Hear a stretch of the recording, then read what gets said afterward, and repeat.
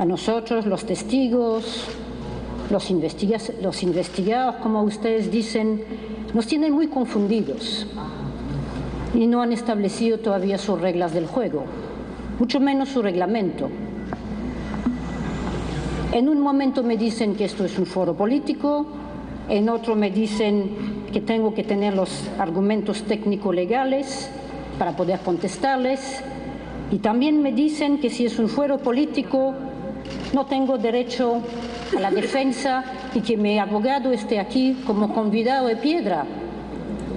Total, ustedes, señores, tienen que saber en qué ámbito nos estamos moviendo. No existe ningún sistema democrático y en ningún país que reivindique esta palabra democracia el derecho de estar por encima de la jurisprudencia establecida en la Corte Interamericana de Derechos Humanos, ya que de conformidad con la separación de los poderes públicos que existe en el Estado de Derecho, si bien la función jurisdiccional compete eminentemente al Poder Judicial, otros órganos o autoridades públicas pueden ejercer funciones del mismo tipo.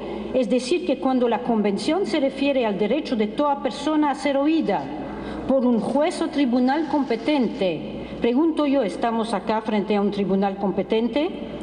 Para la determinación de sus derechos, esta expresión se refiere a cualquier autoridad pública, sea administrativa, legislativa o judicial, que a través de sus resoluciones determine derechos y obligaciones de las personas.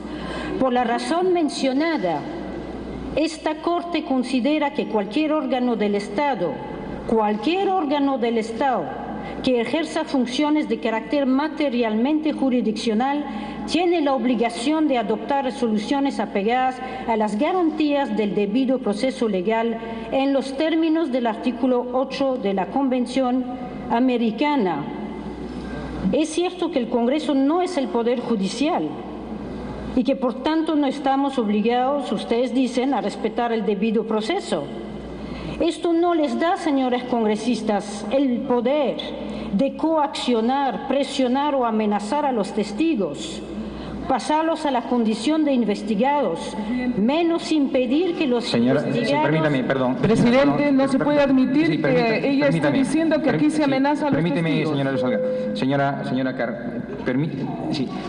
señora Muy Carr, bien, permítame, aquí por está favor. toda la información que tenemos el día de hoy. Acaba